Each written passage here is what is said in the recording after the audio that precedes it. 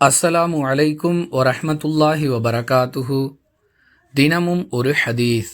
ஒரு மனிதர் தனக்கு ஏற்பட்ட காயத்தின் வலியை பொறுத்து கொள்ள முடியாமல் தற்கொலை செய்து கொண்டார். என்னுடைய அடியான் தன்னுடைய மரணத்தில் அவசரப்பட்டு என்னை முந்திவிட்டான், எனவே நான் அவனுக்கு சொர்க்கத்தை தடை செய்து விட்டேன் என்று அல்லாஹ் கூறினான் என ரசூலுல்லாஹி ஸல்லல்லாஹு அலைஹி வஸல்லம் அவர்கள் கூறியதாக ஜுந்துப் ரதியல்லாஹு அன்ஹு அவர்கள் அறிவிக்கிறார்கள். நூல் புகாரி, ஹதீஸ் எண் 1364. அன்பிற்குரிய அல்லாஹுவின் நல்லடியார்களே, யார் தற்கொலை செய்து கொண்டு மரணிக்கின்றாரோ அவருக்கு சொர்க்கம் கிடையாது. ஏனெனில் அல்லாஹுவே அவரை விட்டும் சொர்க்கத்தை தடை செய்து விட்டான்.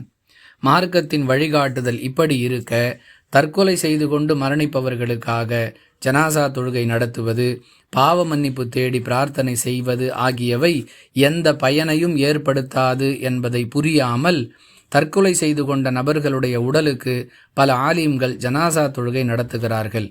அன்பிற்குரியவர்களே, அல்லாஹ் எதை தடுத்து விட்டானோ அதை இவர்கள் சாதிக்க நினைக்கிறார்களா? அல்லாஹுவை அஞ்சியவர்களாக தற்கொலை செய்து கொண்டவர்களுடைய ஜனாசாவிற்கு தொழுகை நடத்த மாட்டோம் என்று இமாம்கள் தெளிவாக சொல்ல வேண்டும். அப்படி நடத்தப்படுமேயானால் அந்த தொழுகையில் கலந்து கொள்வதை விட்டும் பொதுமக்கள் விலகி கொள்ள வேண்டும். வாஹிரு தஅவானா அனில் ஹம்துலில்லாஹி ரப்பில் ஆலமீன். அஸ்ஸலாமு அலைக்கும் வரஹ்மத்துல்லாஹி வபரகாத்துஹு.